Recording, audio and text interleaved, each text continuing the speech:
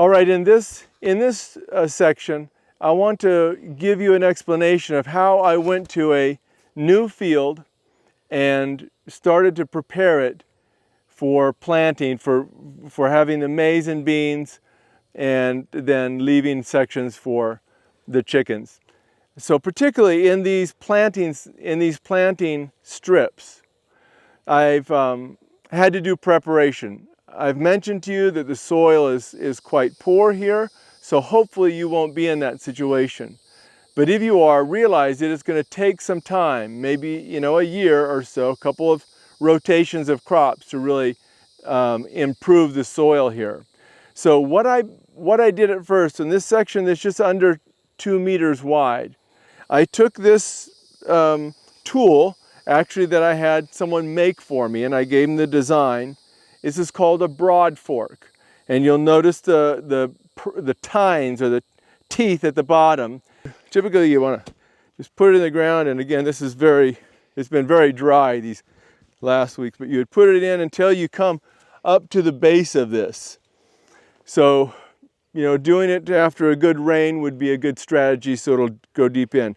And then you want to be able to pry it back and forward a bit, and that's going to loosen up the ground, get some breathing air down into there, pick it up, come back about 30 centimeters and do another amount of it.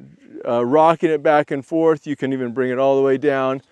We just don't want to turn the ground over. This is what we call a no-till approach to gardening or to growing crops. So again, coming back to our section, then what I've done is I've taken this broad fork in this section over here, the planting section, and gone 30 centimeters all the way down the row, and also coming over and doing the width. So you can do it either one row at a time, come back in the middle and then down on the side, or you can go by just doing your 3 times across and then go your 30 centimeters and go again.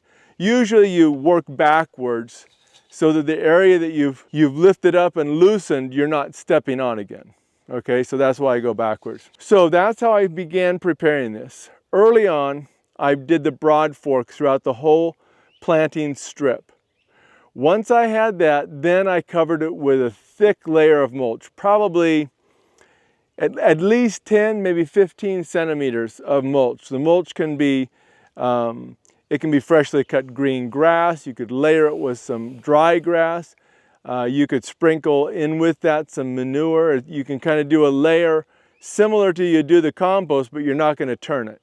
Now, the idea in these sections is you want to put enough on there and down, get it at a time when it's going to be a good rain to kind of get everything connected together. And it's going to seal it off so that the sunlight's not going to get through and no grass is going to grow up.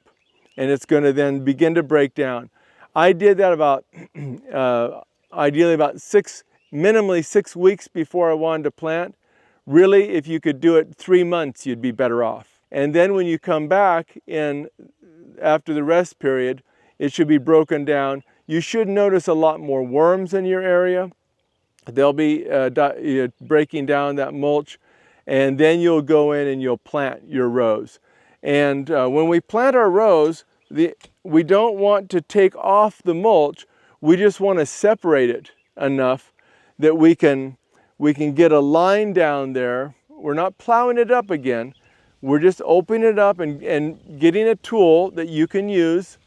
Sometimes it's like a pickaxe, we might call it, and just going down. All you're going to want to make is just an opening, that's maybe 2 centimeters wide, and maybe you're going to make it 3.5 centimeters deep for the depth of what you want to plant your corn and beans. But you're not trying to dig out a whole bunch area.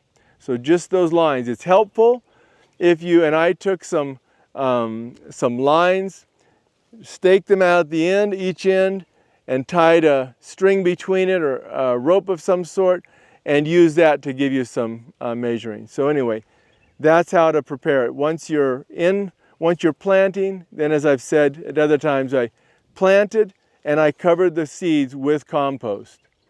And then let that go for a while, and probably another 4 or 5 weeks you want to be able to put some more compost on it. So you're constantly making this compost and helping to feed the soil in these planting strips.